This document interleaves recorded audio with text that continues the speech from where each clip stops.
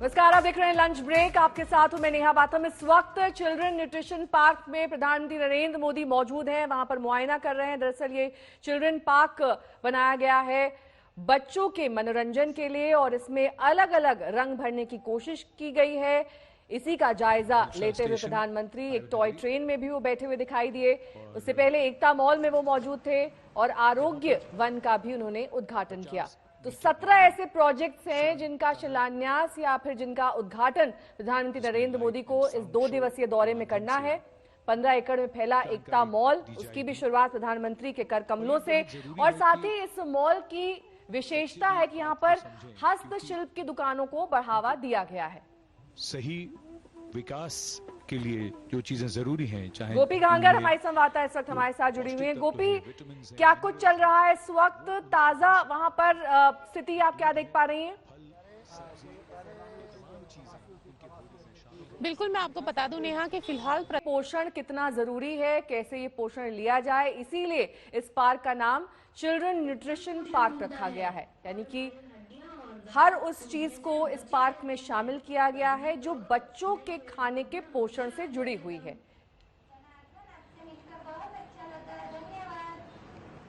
मुझे भी फिर मिलने आना। नमस्ते। और आगे बढ़ेंगे, बात करेंगे कश्मीर की, जहां पर 3 नेताओं की हत्या हुई है। घाटी में गम और गुस्सा है।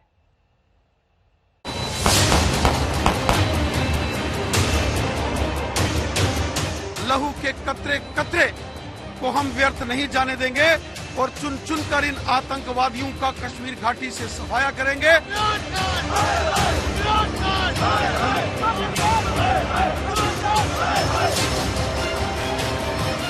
आतंकवाद कश्मीर में रुका नहीं है, इस घटना से साफ हो जाता है। आतंकवादियों के हौसले बुलंद।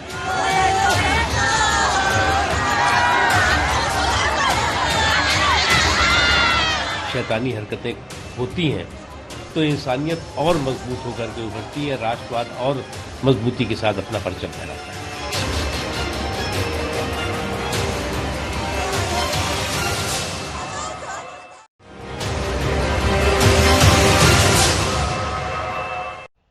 आज कश्मीर घाटी दर्द की घाटी बनी हुई है। कुलगाम के काजीगुंड में कल रात बीजेपी के 3 नेताओं की आतंकियों ने हत्या कर दी थी और इसे लेकर पूरा काजीगुंड मातम में तब्दील हो गया है। हर तरफ आंसुओं का सैलाब नजर आ रहा है। मृतकों का जब जनाजा निकला तो सैकड़ों लोग उमड़ पड़े।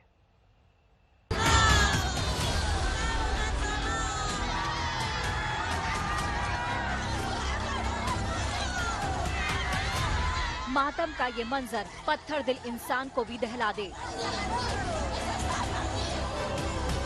इस परिवार पर दुख और दर्द का जो पहाड़ टूटा है उसका कोई मरहम नहीं।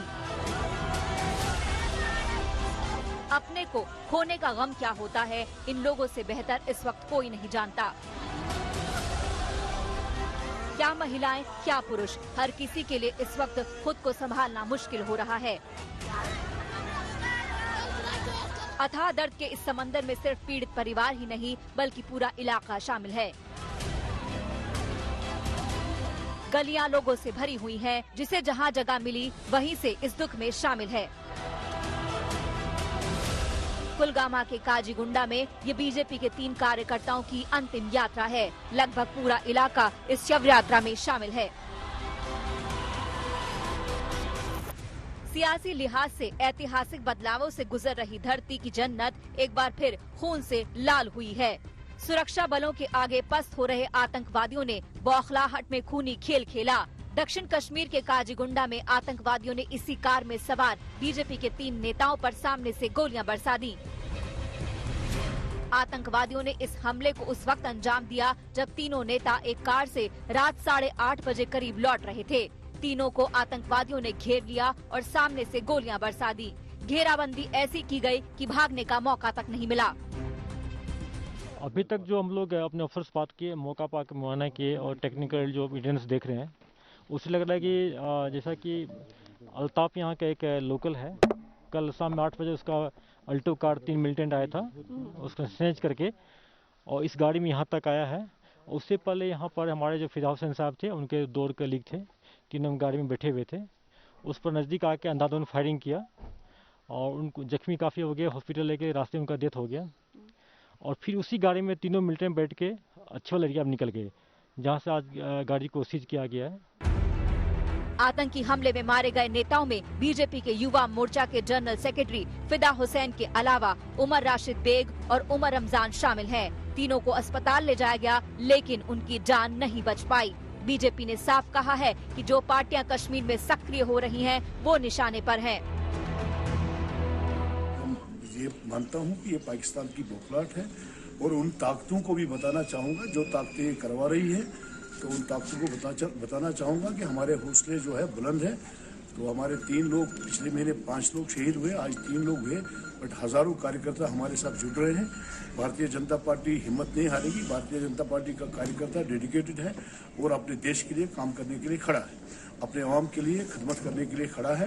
बट कश्मीर में पिछले कई महीनों से लगातार बीजेपी के कार्यकर्ता और नेता निशाने पर हैं, जिनमें सरपंच भी हैं, जिनमें अलग अलग जो ब्लॉक कमेटीज के मेंबर हैं वो भी निशाने पर हैं। कुछ लोगों को सुरक्षा मुहैया कराई गई है, लेकिन अभी भी जो वर्कर्स हैं या कार्यकर्ता है, उनके सुरक्षा को लेकर सरकार के पास ना ही कोई नीति है और ना ही फिलहाल उसको लेकर कोई जो चीज है वो साफ आ रही है।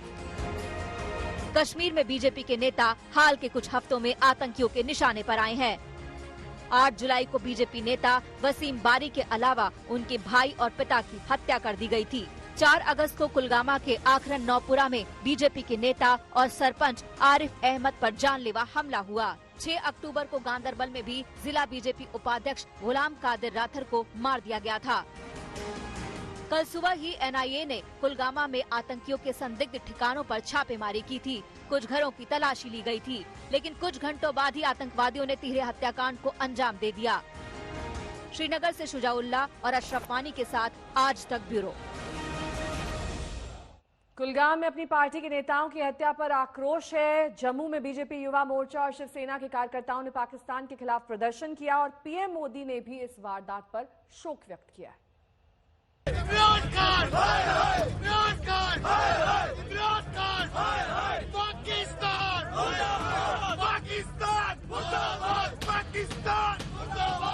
जम्मू में आक्रोश भड़का है कुलगांव में बीजेपी के 3 नेताओं की हत्या के खिलाफ।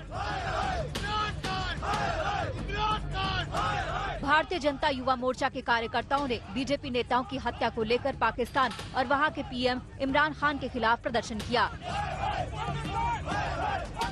जबरदस्त नारेबाजी हुई और पाक पीएम का पुतला फूंका गया।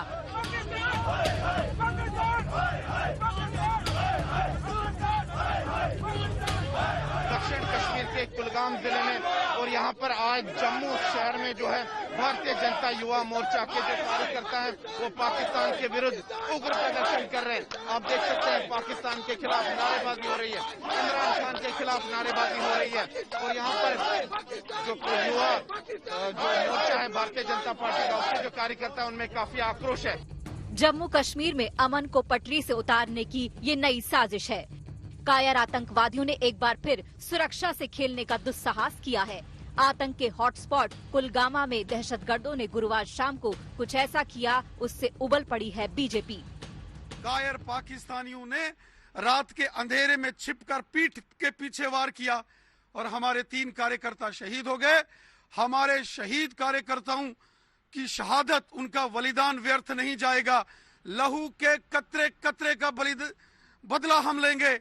लहू के कतरे कतरे को हम व्यर्थ नहीं जाने देंगे और चुन चुन कर इन आतंकवादियों का कश्मीर घाटी से सफाया करेंगे। हमारे जांबाज कार्यकर्ताओं ने अपनी मातृभूमि के लिए, हुब्बे वतनी के लिए, अपने देश और अपने तिरंगे झंडे के लिए अपना बलिदान दिया है।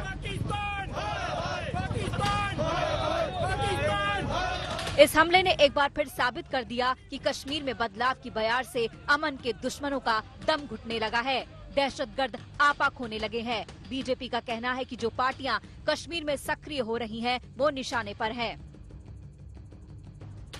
मुझे लगता है कि जिस प्रकार से कुछ पॉलिटिकल पार्टीज जो कश्मीर में एक्टिव होने का प्रयास कर रही हैं, उनके द्वारा प्रवोक किए जाने पर इस प्रकार की घटनाएं होती हैं। खैर, इसको सहन नहीं किया जाएगा, उनको सभी को मार गिराया जाएगा, लेकिन एक बहुत बड़ा लॉस भारतीय जनता पार्टी को हुआ है, इस नेशन को हुआ है। और जो लोग तिरंगा लेकर के कश्मीर में चलते हैं, उन पर एक विराम लगाने की कोशिश की जा रही है। लेकिन बीजेपी को उम्मीद है कि आतंकी हमले में पार्टी नेताओं का बलिदान व्यर्थ नहीं जाएगा। इससे राष्ट्रवाद का परचम और बुलंद होगा, लेकिन वहीं उसे कांग्रेस के सवालों का सामना भी करना पड़ रहा है। इससे किसी भी तरह से जो राष्ट्रवादी जुनून है, जो जज्बा है, वो कमजोर नहीं होगा। वो शहीद हुए हैं, उनकी शहादत जाया नहीं जाएगी। और इस तरह की इतिहास गवाह है, तारीख गवाह है, जब इस तरह की हरकतें, शैतानी हरकतें होती हैं तो इंसानियत और मजबूत होकर के उभरती है, राष्ट्रवाद और मजबूती के साथ अपना परचम फहराता है। आतंकवाद कश्मीर में रुका नहीं है, इस घटना से साफ हो जाता है। आतंकवादियों के हौसले बुलंद हैं। जो इन्होंने कहा था कि हम नोटबंदी करेंगे, रुक जाएगा, नहीं रुका। इन्होंने कहा था हम 3 से 7 लगाएंगे, नहीं रुका, चल रहा है। कुल मिलाकर भारतीय जनता पार्टी के शासनकाल में आतंकवाद पुष्पित पल्वित हुआ है, बढ़ा है और अलगाववाद की भावना सब में आई है। कश्मीर में बीजेपी नेताओं की हत्या की पीएम मोदी ने निंदा करते हुए शोक जताया है। पीएम मोदी ने ट्वीट कर कहा, अपने 3 युवा कार्यकर्ताओं की हत्या की मैं निंदा करता हूं। वे ऊर्जावान युवा जम्मू कश्मीर में शानदार काम कर रहे थे। शोक की इस घड़ी में उनके परिवारों के प्रति मेरी संवेदनाएं। भगवान उनकी आत्मा को शांति दे। उपराज्यपाल मनोज सिन्हा ने भी शोक जताया है। कश्मीर में आतंकी हमले में 3 राजनीतिक कार्यकर्ताओं की हत्या की कड़े शब्दों में निंदा करता हूं। हिंसा करने वाले मानवता के दुश्मन हैं और इस तरह के कायरतापूर्ण कृत्यों को उचित नहीं ठहराया जा सकता। कानून अपना काम करेगा और जो भी इस जघन्य कांड में शामिल है उसके खिलाफ कठोर कार्रवाई की जाएगी। कश्मीर से अनुच्छेद 370 हटने और लंबे लॉकडाउन के बाद लगा था कि घाटी से आतंकवाद का सफाया हो चुका है, लेकिन कुलगामा की ताजा वारदात से जाहिर है कि दहशतगर्दी के खिलाफ लड़ाई अभी लंबी चलेगी। श्रीनगर से अशरफ वानी के साथ आज तक ब्यूरो। कश्मीर में इन हत्याओं के पीछे आतंकी है, लेकिन आतंकियों के पीछे कौन है ये अब किसी से छिपा नहीं है। कल पाकिस्तान के एक मंत्री ने कहा कि नेशनल असेंबली में उन्होंने माना, पाकिस्तान के मंत्री फवाद चौधरी ने न सिर्फ पुलवामा हमले में पाकिस्तान का हाथ कबूल लिया, बल्कि इसे इमरान खान की बड़ी कामयाबी भी बताया। पुलवामा में जो हमारी कामयाबी है वो इमरान खान की क़यादत में इस कौम की कामयाबी है। जिस बात का दावा भारत पहले दिन से कर रहा था, 623 दिन बाद पाकिस्तान ने भी उसे कबूल कर लिया है। पाकिस्तान की नेशनल असेंबली में वहां के मंत्री फवाद चौधरी का ये बयान सुनिए, किस तरह वो बड़े गर्व के साथ पुलवामा आतंकी हमले का श्रेय इमरान खान को दे रहे हैं। हमने हिंदुस्तान को घुस के मारा है जनाब स्पीकर वहाँ पे, और पुलवामा में जो कामयाबी है, पुलवामा में जो हमारी कामयाबी है वो इमरान खान की क़यादत में इस कौम की कामयाबी है। उसके हिस्सेदार आप भी सब हैं, उसके हिस्सेदार हम भी सब हैं। फवाद चौधरी का ये दावा पाकिस्तान के प्रधानमंत्री इमरान खान के उस दावे से बिल्कुल उलट है, जिसमें उन्होंने बड़े ही पुरजोर तरीके से कहा था कि इसमें पाकिस्तान का कोई हाथ नहीं है।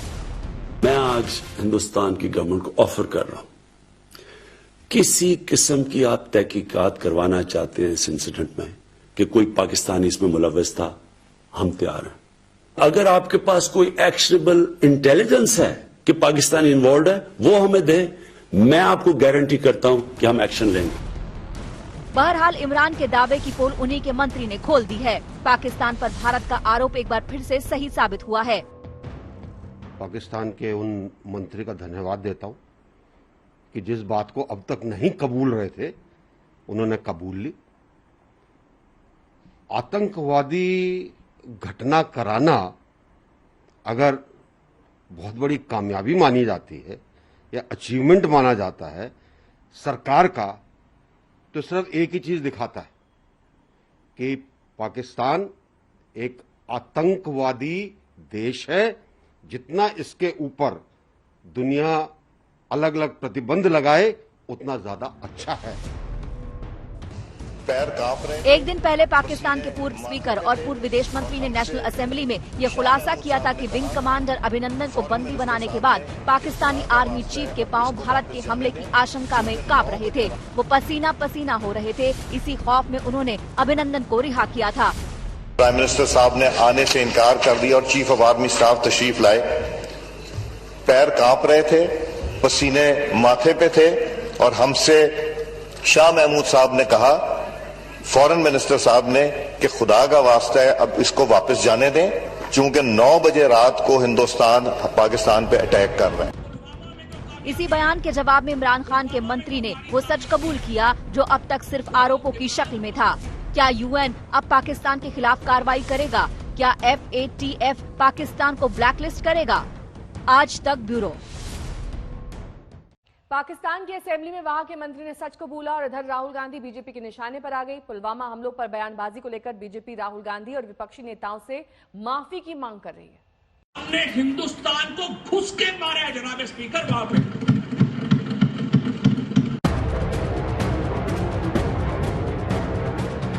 पुलवामा में जो हमारी कामयाबी है वो इमरान खान की क़यादत में इस कौम की कामयाबी है।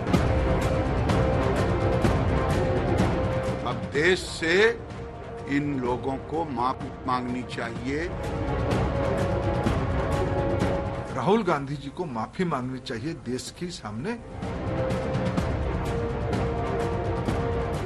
नाटो फोर्सेस को पाकिस्तान के आतंकवादी अड्डों पर, ठिकानों पर ताबड़तोड़ हमले करने चाहिए। पाकिस्तान की नेशनल असेंबली में इमरान खान के मंत्री फवाद चौधरी ने पुलवामा हमले की जिम्मेदारी ली और इधर निशाने पर आ गए राहुल गांधी समेत विपक्ष के वो नेता जो मोदी सरकार पर सवाल उठा रहे थे। मैं तो यही कहूंगा कि राहुल गांधी सहित तमाम विपक्षियों ने जो हमारे सुरक्षा कर्मी को गाली देने का काम किया और विश्वास किया, सर्जिकल स्ट्राइक पर पर्सन चिन्ह खोजा, उसके मांग रहे थे सबूत। आज पाकिस्तान के नेता असेंबली में दे रहे हैं उसके सबूत। अब देश से इन लोगों को माफी मांगनी चाहिए। आइए आपको दिखाते हैं पुलवामा हमले के बाद विपक्षी नेताओं के कुछ ट्वीट, जिसकी वजह से अब वो बीजेपी के निशाने पर हैं। राहुल गांधी का ये ट्वीट देखिए। आज जब हम पुलवामा हमले में शहीद हुए सीआरपीएफ के 40 जवानों को याद कर रहे हैं, तब हमें पूछना चाहिए, इस हमले से सबसे ज्यादा फायदा किसे मिला? इस हमले की जांच का नतीजा क्या निकला? सुरक्षा में चूक से हुए इस हमले के लिए बीजेपी सरकार में अब तक किसे जिम्मेदार ठहराया गया है? राहुल गांधी जी को माफी मांगनी चाहिए देश के सामने। कांग्रेस पार्टी को शर्मिंदगी होनी चाहिए देश के सामने। उन्होंने देश के सैनिकों के ऊपर अनास्था प्रकट किया था, देश की व्यवस्था के ऊपर अनास्था प्रकट किया था। उनके विरोध मोदी जी से हो सकता है, पॉलिटिकल विरोध हो सकता है, लेकिन उसके अर्थ ये नहीं है देश की प्रधानमंत्री जी की बातों को यहां तक जाके पाकिस्तान की भाषा में बोले। ये बहुत ही चिंताजनक विषय है। देश में चुनाव से पहले 14 फरवरी 2019 को पुलवामा के लेथपुरा में सीआरपीएफ के काफिले को निशाना बनाया गया था। फिदाइन हमलावर ने बारूद से भरी वैन से सीआरपीएफ के काफिले को टक्कर मार दी थी। इस हमले में सीआरपीएफ के 40 जवान शहीद हो गए थे। हमले की जिम्मेदारी पाकिस्तान के आतंकी संगठन जैश ए मोहम्मद ने ली थी। हमलावर आदिल अहमद डार पुलवामा का रहने वाला था और जैश ए मोहम्मद का आतंकी था। स्वीकार कर लिया है तो पाकिस्तान को तुरंत आतंकवादी देश घोषित करके, जैसे नाटो फोर्सेस ने अफगानिस्तान में अल-कायदा और तालिबान पर हमले किए थे, उसी प्रकार नाटो फोर्सेस को और भारत के साथ मिलकर आतंकवादियों के ट्रेनिंग सेंटर्स जो पाकिस्तान के कब्जे में हैं, कब्जे वाले जम्मू कश्मीर में हैं या अन्य भागों में हैं, नाटो फोर्सेस को पाकिस्तान के आतंकवादी अड्डों पर, ठिकानों पर ताबड़तोड़ हमले करने चाहिए। मुंबई पर 26/11 का आतंकी हमला हो या पुलवामा, इसमें पाकिस्तानी हाथ को लेकर भारत सबूतों पर सबूत देता रहा है, लेकिन अंतर्राष्ट्रीय स्तर पर पाकिस्तान पर कभी कोई ठोस कार्रवाई नहीं हुई। पुलवामा में जो हमारी कामयाबी है, लेकिन फवाद चौधरी के बयान ने अब यूएन के सामने कार्रवाई का ठोस आधार मुहैया करा दिया है। आज तक ब्यूरो।